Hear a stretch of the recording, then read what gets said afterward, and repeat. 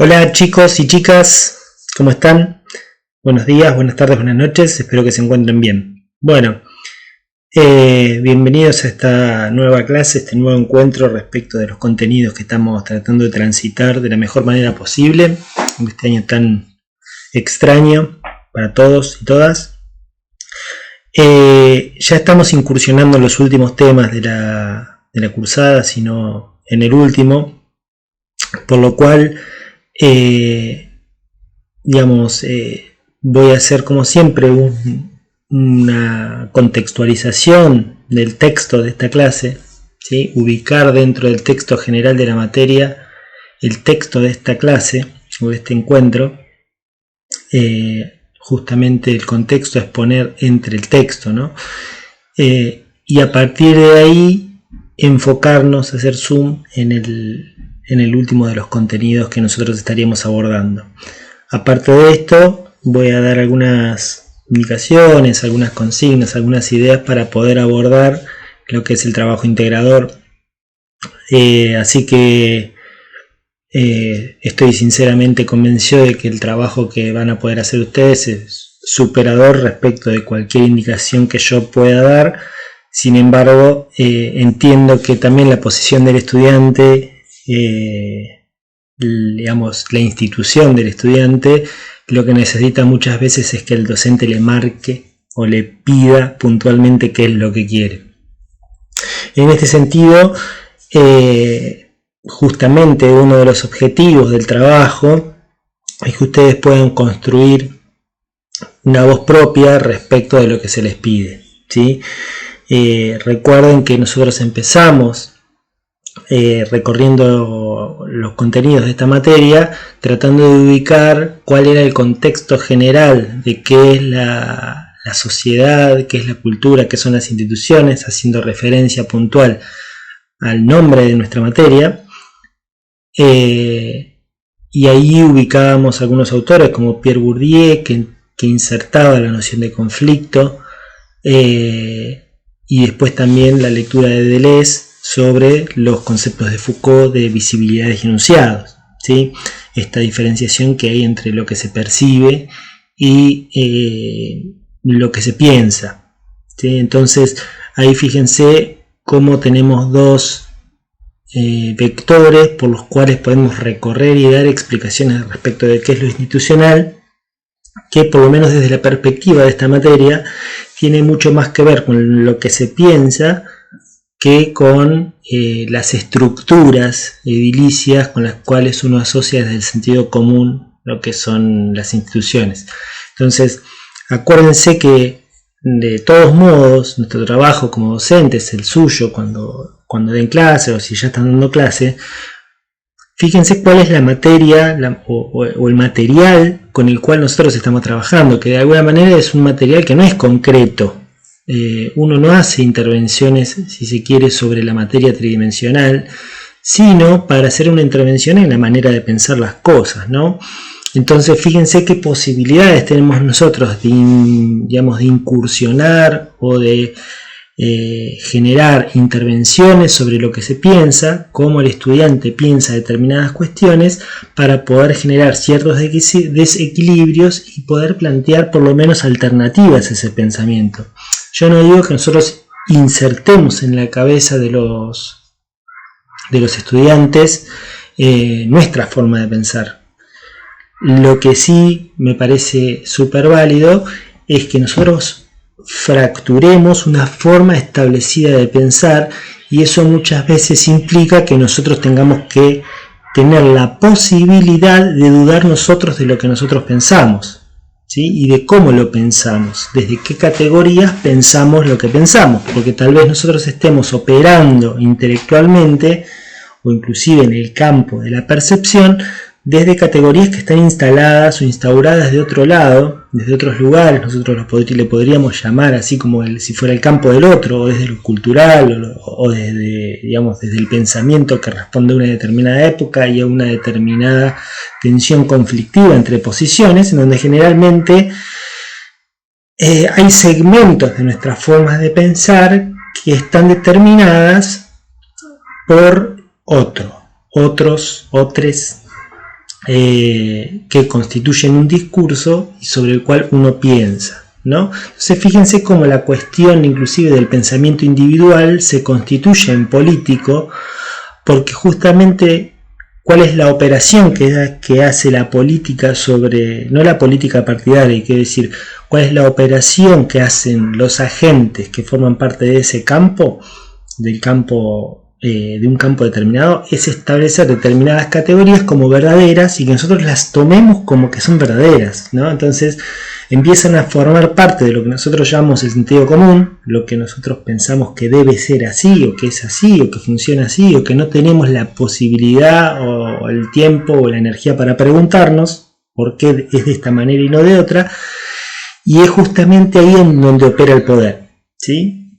Es la forma más efectiva del ejercicio del poder, en tanto establecimiento de una determinada manera de pensar las cosas y lo que termina estableciendo una determinada manera de percibir la realidad. En este sentido, el vínculo que había establecido Deleuze, leyendo a Foucault, es esta relación entre visibilidad y enunciados, que él lo plantea como una relación de disyunción, en donde visibilidad y enunciado pareciera que se presentan de manera disruptiva, diferenciada, separada, quiero decir, lo que se piensa y lo que se ve, por ejemplo, o lo que se percibe, como si fueran dos cosas separadas, cuando él o ellos lo que realmente plantean es justamente volver a unir estas cuestiones, como que inclusive la trama misma, la estofa con la que está hecha la realidad, es una estofa que tiene que ver con una determinada estructura, si quiere podríamos llamarla simbólica, pero en donde ingiere o en donde incide directamente el interés particular de una determinada posición, ¿sí? Fíjense esta mezcla interesante que se generó entre la lectura de Deleuze sobre Foucault y lo que plantea Bourdieu respecto a su teoría de los campos. Su teoría de los campos en relación más que nada a lo que es la constitución de una determinada realidad. En nuestro campo, la realidad que nos compete es la realidad educativa. Ahora, si nosotros nos ponemos a pensar dónde no existe la realidad educativa, ¿sí? Nosotros inmediatamente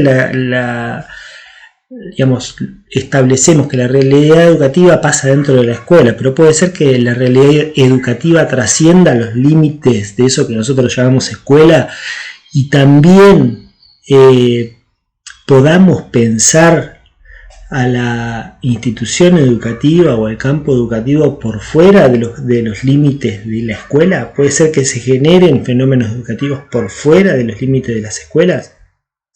Quiero decir, esto es interesante pensarlo como posibilidad, ya que si no tenemos esta posibilidad de pensar que lo educativo también puede pasar por fuera de las escuelas, corremos el riesgo de convertir a la escuela o ver a la escuela como una burbuja en la cual queda desvinculada toda relación con la comunidad, toda relación con la sociedad. ¿Sí? Entonces es imposible, por ejemplo, lo que estamos haciendo ahora, que es, por ejemplo, tener una clase en el colectivo, en nuestra casa, en el auto. ¿Se entiende? No podríamos pensarlo. Pero fíjense cómo esta realidad, que hoy, digamos, lo que hace nuestra actividad tiene que ver con lo educativo, es fruto también de una construcción histórica y social. ¿Sí? Si bien hay determinadas cuestiones que se van construyendo en forma histórica y permiten, por ejemplo, el uso de la tecnología para dar respuesta o para generar dispositivos que tengan que ver con lo educativo, fíjense cómo de todos modos se termina reproduciendo la vieja estructura de la clase en donde hay un docente que le da clase a sus estudiantes. ¿Sí? Entonces fíjense cómo esa estructura en la cual hay alguien que sabe y hay otro que no sabe se termina repitiendo por más dispositivos o por más tecnología que tengamos a la mano, ¿sí? Cerrada esa pequeña unidad 1, que podríamos caratularla como qué es lo social, qué es lo institucional, qué son las instituciones, digamos, que siempre planteado como pregunta, por lo menos en esta materia. y siempre aludiendo a los autores, entramos en una segunda unidad o en un segundo conjunto de contenidos e ideas que tienen que ver de cómo pensamos habitualmente o desde el sentido común a los grupos, cómo funcionan los grupos, y ahí introdujimos algunas nociones que tienen que ver con una concepción más freudiana, ¿sí? Una concepción más de despliegue de energías dentro del conjunto de personas que forman un grupo, ¿sí? Y pasamos después a una perspectiva por ahí un poco más política, en el sentido de construir dispositivos, que el grupo es una construcción y sobre esa construcción hay lecturas también de lo que pasa, ¿sí?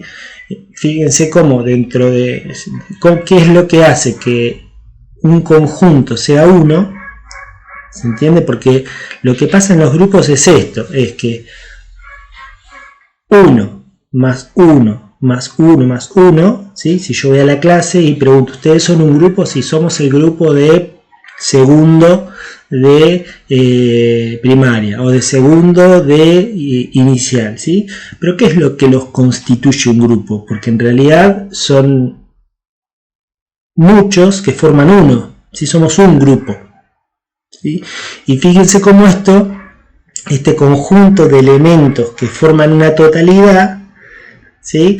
Puede ser leído desde inclusive la teoría de los campos, inclusive desde la lógica freudiana, que plantea la dinámica transferencial, que ahí tienen el texto de Pigeon-Rivière muy interesante, transferencia y contratransferencia grupal, y después el texto de Freire, que plantea la dimensión del amor, ¿sí? Una dimensión en donde yo me corro un poco del lugar de ideal como docente para ubicarme a la misma altura, si se quiere, si vamos a lo gráfico, a la misma altura que el aprendiente, ¿sí?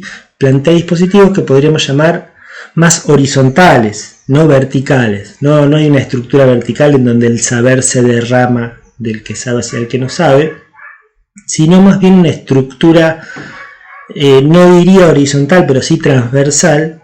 Si entendemos que la horizontalidad no tiene elemento que nuclee, no tiene elemento que ordene, no tiene elemento que identifique, sino tiene que ver más con lo anárquico, que podría ser que lo que se plantea es otra estructura en la cual no hay ordenador, pero siempre lo que plantea, por ejemplo, Pigeon-Rivière, con su concepto de grupo operativo, que no lo trabajamos nosotros, pero es que siempre en los grupos tiene que haber algo que ordena, ¿sí? Si hablamos de la estructura que plantea Freud en Psicología de las Masas y Análisis del Yo, lo que ordena es el ideal.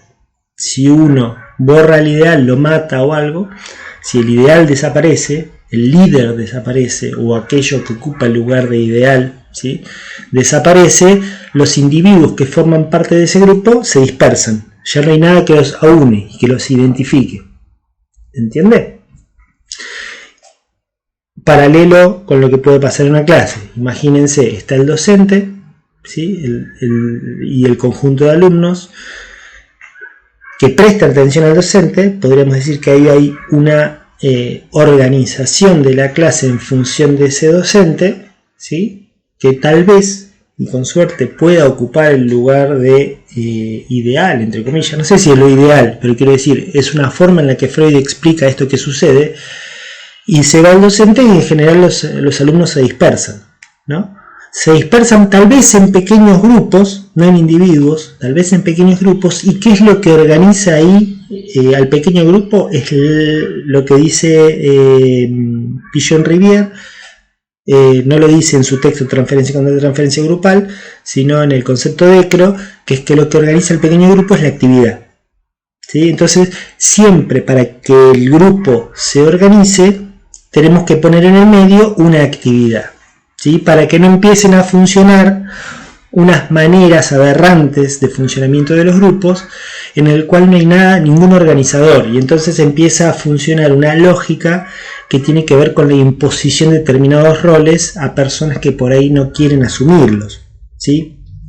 Entonces, si nosotros ubicamos la actividad siempre en el centro del grupo y nosotros nos ubicamos como coordinadores más que los que bajamos una determinada línea, la forma de trabajo se horizontaliza, ¿sí? O mejor dicho, se transversaliza, en tanto nosotros nos convirtamos en coordinadores de grupos, ¿sí?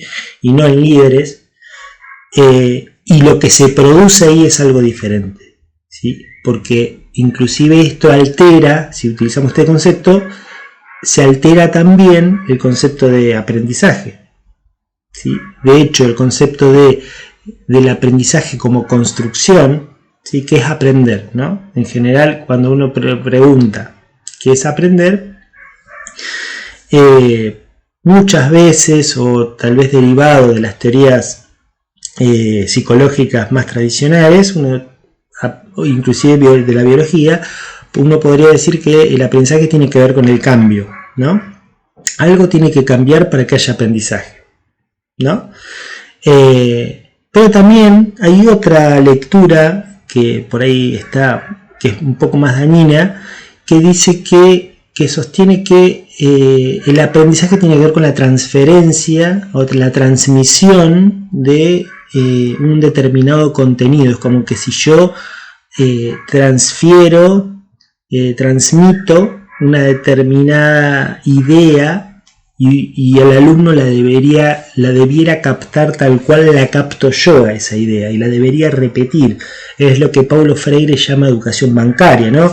El docente deposita en la cabeza, también lo van a escuchar miles de veces, el docente que deposita en la cabeza de los estudiantes determinado contenido y en los exámenes lo tiene que vomitar, tiene que devolver, es como ir al cajero que devuelve lo mismo que yo le deposité. Bueno, evidentemente son formas de enseñar o formas de aprender que se conciben en el campo, en el plano de las ideas, en el plano de los enunciados, ¿sí? Pero fíjense cómo el plano de los enunciados se sostiene o se vincula de alguna manera con el plano de la visibilidad, el plano de lo perceptible, cómo lo que hacemos está vinculado con lo que pensamos, ¿sí? Por lo general esto lo planteo también desde una perspectiva crítica política, no política partidaria, sino política en el sentido de que hay un enfoque dentro del campo de la ciencia política en el que se prioriza por ahí el hacer, y esto muchas veces en desmedro del pensar, ¿no? Yo creo que hay una corriente filosófica que está sostenida en un enunciado de Nietzsche, que sostiene justamente esto, que los filósofos debieran más hacer que pensar, ¿no? Que se dedicaron a pensar la realidad, es momento de transformarla, ese famoso enunciado nietzscheano. Yo creo que en el campo de la política ha pasado lo mismo, es como que se ha traducido esta frase hay que hacer, el político tiene que hacer. El docente es un actor político porque de alguna manera va a transmitir ideas, ¿no? Transmitir, crear, jugar con ideas, por lo cual lo que nosotros proponemos desde esta perspectiva es paremos la pelota, pensar sobre cómo pensamos puede generar ciertas fracturas,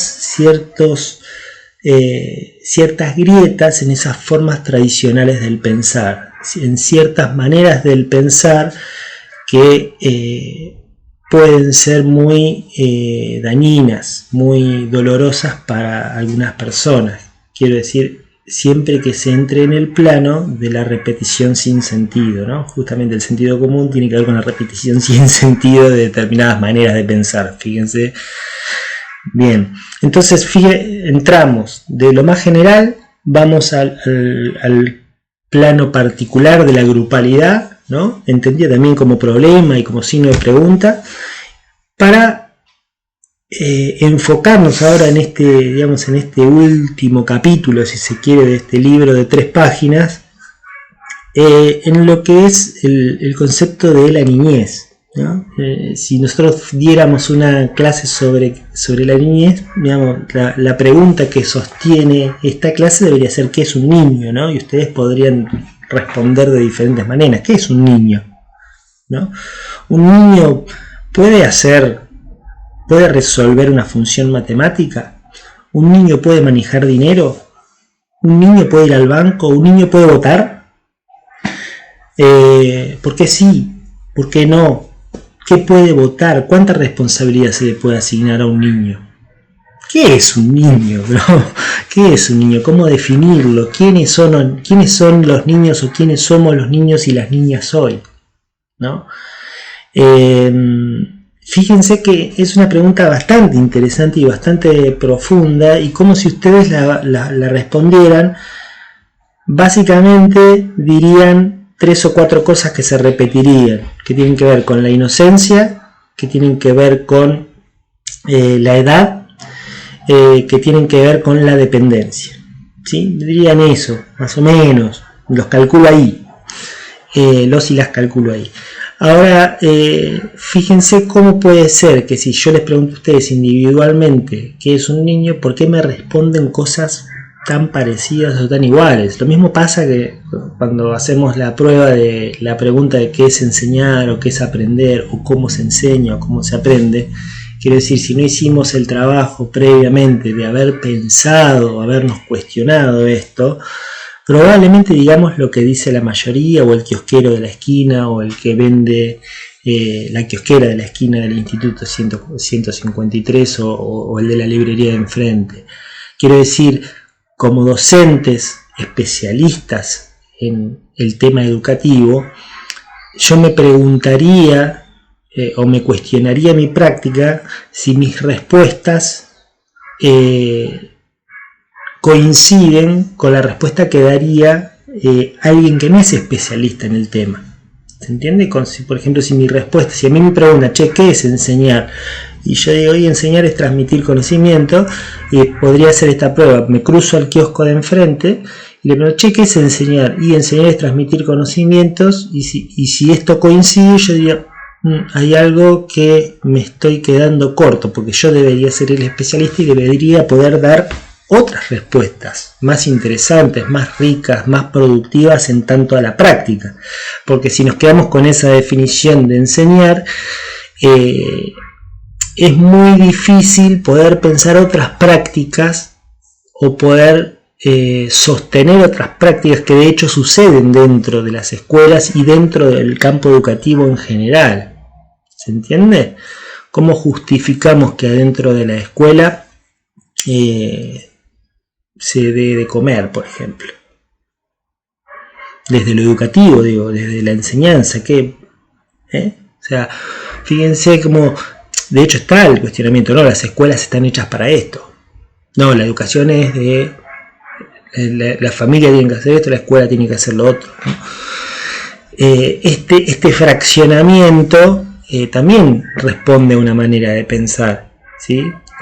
Lo interesante acá, digamos, o lo que nosotros podemos sostener o proponer desde esta materia, es que lo más valioso por ahí es poder sostenerle el signo de pregunta, ¿no? No dar una respuesta definitiva. Lo mismo cuando pregunta a un estudiante respecto de algunas cuestiones, ¿sí? Porque, por ejemplo, lo interesante del pensamiento que se propone, o de la manera de pensar que se propone esta materia particularmente, que de hecho no es uno de los espacios más promovidos dentro de los ámbitos educativos. Fíjense la carga horaria que tiene. Si nosotros hiciéramos un pequeño análisis institucional respecto de qué valor tiene la materia para la formación docente, fíjense que es muy poquitita.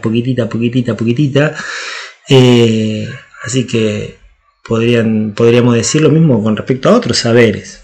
¿Qué sé yo? Hay otros saberes que ni siquiera tal vez aparecen dentro de la currícula del profesorado, y que tal vez podrían ser tan valiosos como este. Quiero decir, tan valiosos como este, a mi criterio, ¿no? Pero que promueven una forma de pensar que cuestione la forma de pensar, ¿sí? No el contenido del pensamiento, sino cómo se lo piensa, ¿sí?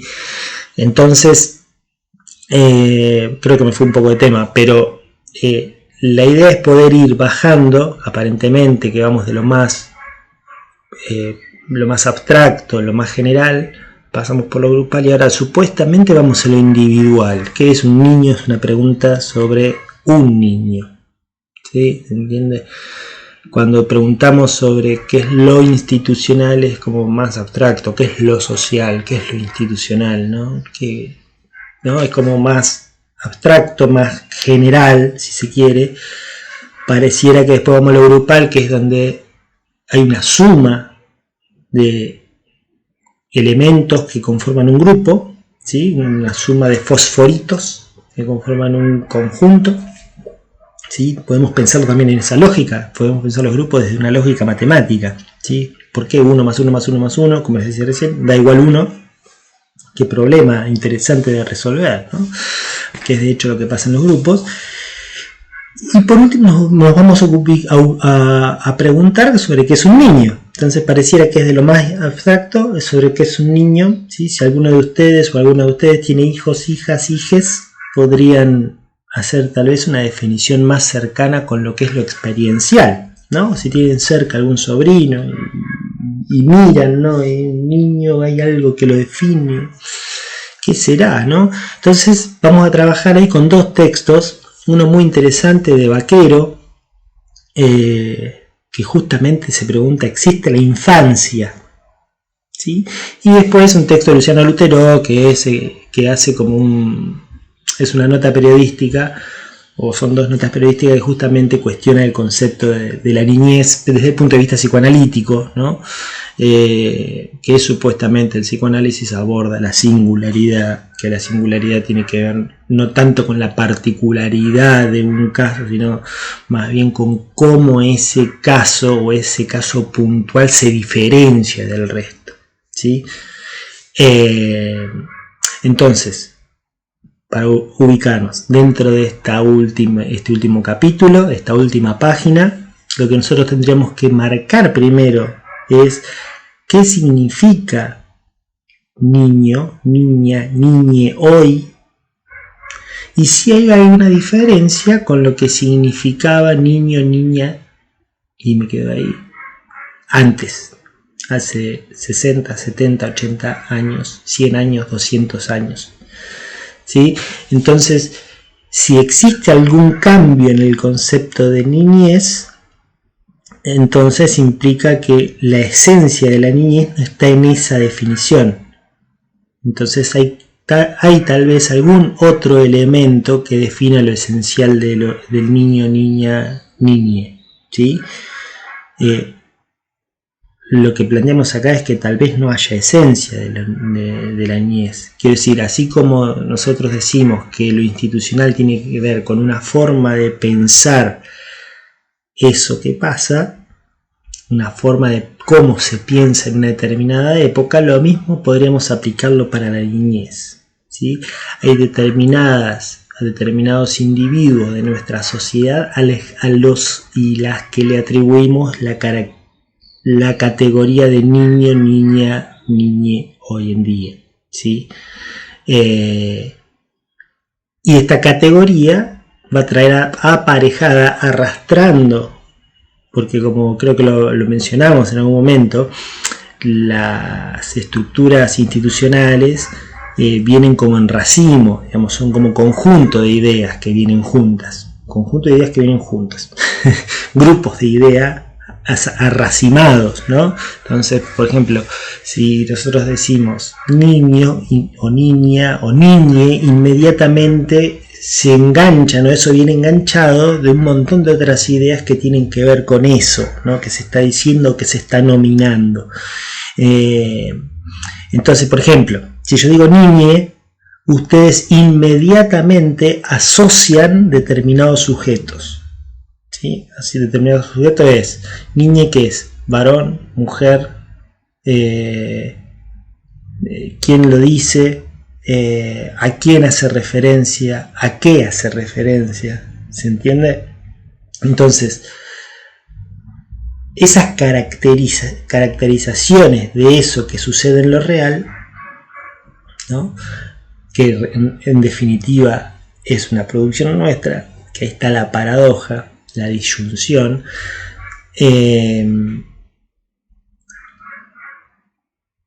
justamente ahí es donde a veces uno debería ir desde el punto de vista de del pensamiento institucional a generar la fractura, ¿sí? Por ejemplo, todos los niños son así, todas las niñas son así, los niños son más fuertes, las niñas son más delicadas, los niños son más quilomberos, las niñas son más tranquilas. Fíjense cómo son ideas, pero estas ideas terminan condicionando, por no decir determinando, una manera de ver la realidad. Y esta manera de ver la realidad lo que termina haciendo es que uno actúe de una u otra manera con respecto a eso que está pasando. Entonces, ahí la paradoja, ¿sí? En el texto de Vaquero, respecto si existe la infancia, lo que él plantea justamente toma un trabajo de Philippe Ariès respecto de cómo se ha constituido históricamente la mirada sobre el niño y la niña, ¿no? Esta construcción histórica y social respecto de la niñez, él lo llama infancia. ¿Se entiende? La infancia es una categoría social. O sea, lo que nosotros pensamos de la niñez es una categoría social. ¿Sí? Entonces, he ahí la diferencia entre niñez e infancia. La diferencia entre niñez e infancia está dado que la niñez, podríamos decir, es una categoría singular, es un espacio vacío en una determinada época histórica y en determinada sociedad, y la infancia es el conjunto de atributos que se le asignan a esa categoría social. ¿Se entiende? Más o menos. Entonces, él va a plantear, Vaquero, cómo se arrastran algunas ideas respecto de la infancia hacia dentro de la escuela. Y cómo la escuela debería reproducir ese modelo de infancia. Quiero decir, nosotros en la cabeza, como docentes, más ustedes que van a trabajar en nivel inicial y nivel primario, tienen en la cabeza cómo debería ser un niño o una niña, y sobre esos modelos van a trabajar. ¿Se entiende? A menos que se lo estén cuestionando continuamente. ¿Sí? Por ejemplo, podrían tener en la cabeza la idea de que los nenes son más fuertes que las mujeres, o que los niños no deben llorar. No sé si esas ideas funcionan todavía, creo que deben seguir funcionando, deben seguir operando en algunos lugares. Por ejemplo, también que los niños no deben pegar, las niñas tampoco deben pegar. Por ahí tienen la idea de que los niños pueden jugar a juegos más violentos, agresivos, de lo corporal, y las mujeres a juegos más del orden de lo estético, ¿sí? Entonces la danza sería para las niñas y el fútbol para los niños. Estas ideas están en nosotros, están en nosotros, quiero decir, se piensan. Ahí está, ¿no? Otra cosa que habría que cuestionarse: ¿dónde están las ideas? ¿Están afuera o adentro? Si nos sirve el adentro y el afuera para pensar las ideas. Entonces, fíjense cómo esto siempre está operando. Y ahí Vaquero dice: la escuela en este punto funciona como reproductora de una idea de niñez, ¿sí? Que es una idea de niñez, de una niñez que es dependiente, heterónoma, o sea que se debe adherir a las normas de los otros, y en base a esas ideas se construye un conjunto de prácticas que hacen que el niño sea de esa manera, porque el que no es de esa manera queda excluido de lo que es la forma tradicional de relacionarse del adulto con el niño. ¿Se entiende? Más o menos. Entonces, la heteronomía y la dependencia, ¿sí?, son dos categorías que nosotros asociamos tradicionalmente al niño o a la niña, por las cuales la escuela, cuando digo la escuela, digo las personas que trabajamos en las escuelas, operamos con esas ideas y las tratamos de aplicar, porque constituyen nuestra forma de ver. ¿Sí? Entonces el que no se adapta a esa idea queda excluido como una normal, si se quiere. Entonces se lo castiga, se lo reprime. ¿Sí? El niño debe adaptarse a lo que desea el adulto, a lo que desea el docente. El niño no puede crear sus propias normas. Por más que promulguemos desde lo discursivo la autonomía, debe hacer solo, debe pensar solo. En la práctica el niño o la niña deben hacer, o mejor dicho el alumno, deben hacer lo que dice el docente. Entonces fíjense en qué contradicción se entra ahí, o opera solo u opera en función de lo que dice el adulto que está a cargo de él. Entonces marquemos esta diferenciación entre niñez, ¿qué es un niño? Es la pregunta también que sostiene Luciano Lutero en su texto. Tiene un texto que se llama El idioma de los niños, que es cómo los niños y las niñas utilizan, o podemos nosotros, mejor dicho, utilizar para hacer una lectura sobre lo que les pasa a los niños y a las niñas, no solamente basado en lo que dicen con palabras, sino también en lo que muestran con su cuerpo. ¿Se entiende?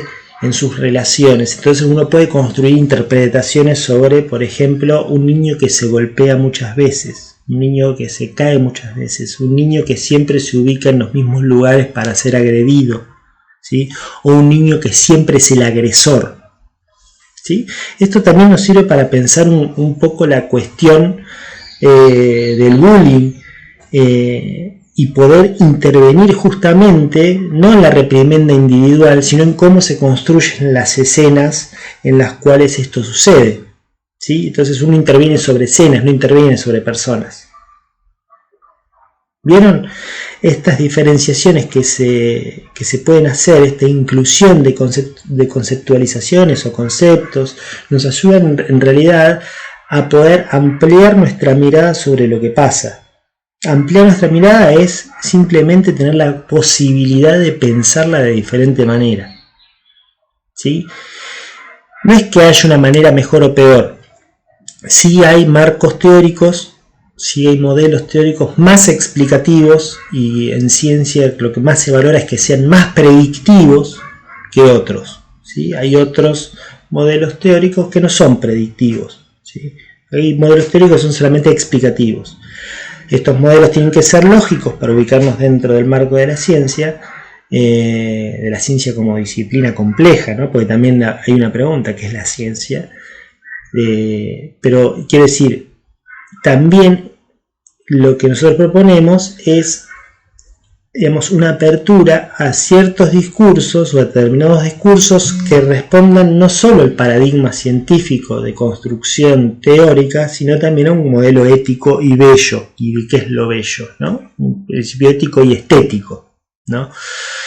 Y en esto va la construcción de cada uno, ¿no? Medio griega mi idea, medio ateniense, pero ciertamente, bueno, forma parte de una modalidad de transmisión que tiene que ver con una construcción que viene más que nada del campo de lo que es una pedagogía de la filosofía para los niños, ¿sí? Y las niñas.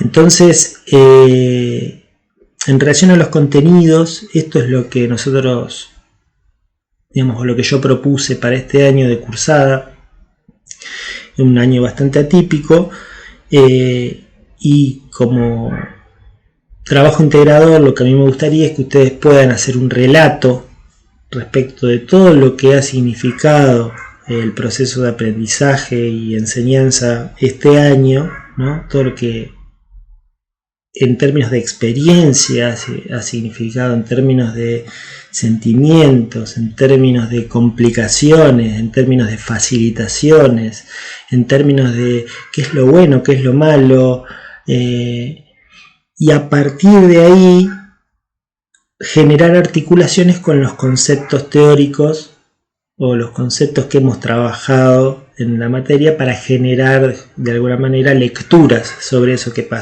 pasó este año, ¿no? Entonces fíjense que las lecturas que nosotros hacemos sobre lo que pasó está basado en conceptos que fuimos adquiriendo Justamente el intento que queremos hacer esto es resolver este problema. ¿Qué pasó este año? Pero la respuesta tiene que estar sostenida sobre los conceptos que trabajamos este año. ¿Se entiende? Y que están propuestos en el documento que les he adjuntado oportunamente y si no se los adjunto al pie de este video. Pero en eso consiste el trabajo. Y por último, lo que ustedes me tienen que entregar a mí no es lo escrito, ¿sí? No es la vivencia individual, no es la articulación teórica, sino lo que ustedes me tienen que entregar a mí es el material audiovisual que ustedes produzcan leyendo ese texto, ¿sí? Ustedes lo leen y de imagen de fondo se pueden poner determinadas imágenes que les represente el aislamiento obligatorio de este año, la pandemia. Cosas de su cotidianidad. Yo me imagino, no sé, si yo ahora me pongo a pensar, me imagino de fondo un mate para mí, otro mate para mi compañera, me imagino la computadora, me imagino mucho Zoom, me imagino no pudiendo dormir, el insomnio, me imagino el estar solo y a la vez estar con toda mi familia todo el tiempo. Entonces un montón de cosas que han pasado este año y que no han venido pasando anteriormente. Entonces fíjense lo que a mí me tiene que llegar, ¿no? A mí me tiene que llegar ese material audiovisual con el cual yo puedo ponderar de alguna manera el recorrido que se hizo, tomando en cuenta también los trabajos que ya han entregado, para ver si podemos hacer que vayan al final de la materia o si no simplemente el año que viene, entre febrero y marzo, trabajaremos algunos conceptos y bueno, haremos el mismo ejercicio del trabajo práctico integrador para que tengan la posibilidad de rendir el final en las mismas condiciones, ¿sí? Que el video no sea demasiado extenso, traten, si ustedes ven que se extiende más de 5 o 7 minutos, vean la manera de acortarlo, vean la manera de acortar el texto.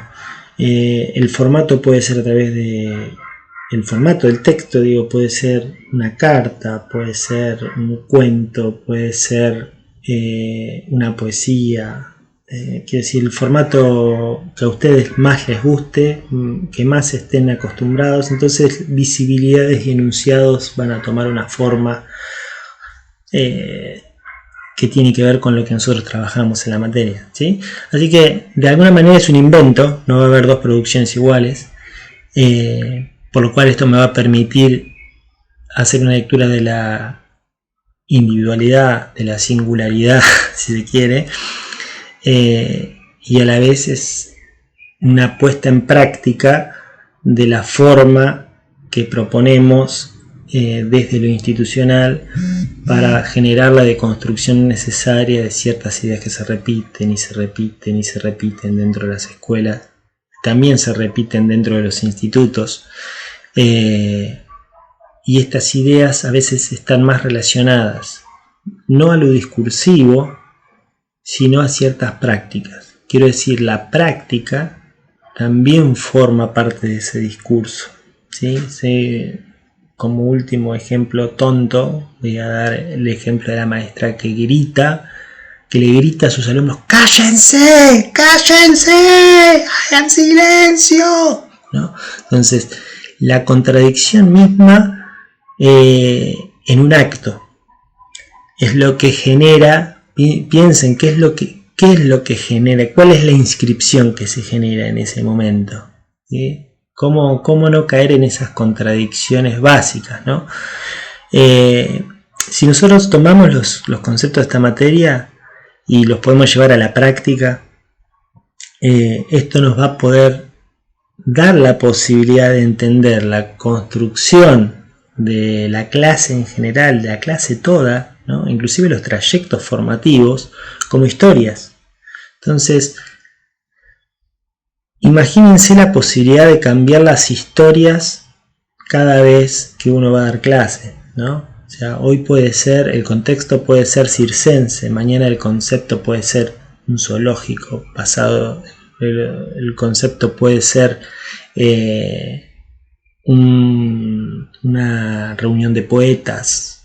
Quiero decir, si es un cuento, si es una historia, ¿cómo no poder modificar roles, no poder modificar personajes, no poder traer al frente a los que siempre están tapados? Quiero decir, ¿cómo no introducir lo revolucionario dentro de ese esquema, ¿no?, que es tan ortodoxo y tan tradicional, ¿no? ¿Por qué no pensar otra forma de la clase? No digo para que siempre se aplique, ¿no?, porque la escuela también hay que tenerlo en cuenta. La escuela es una institución y las contradicciones que tiene la escuela es que se propone el dispositivo para el cambio, pero a su vez está hecha para la reproducción, ¿sí?